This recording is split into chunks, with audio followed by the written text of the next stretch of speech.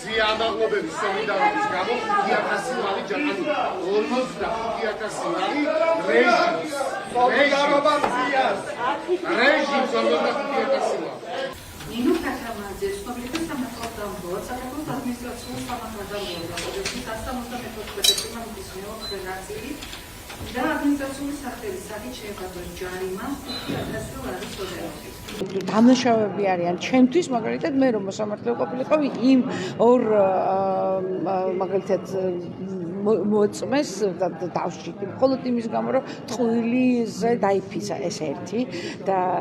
ფიცის შემდეგ არის ყველაზე მთავარი აი როცა უკვე კადრულობს ფიცის შემდეგ ტყუება ამაშია მთელი პრობლემა ამიტომ დარჩა მხოლოდ რა თქმა უნდა მშვიდობიანი პროტესტი სამართლო ხალხის ძალის გეშინოდე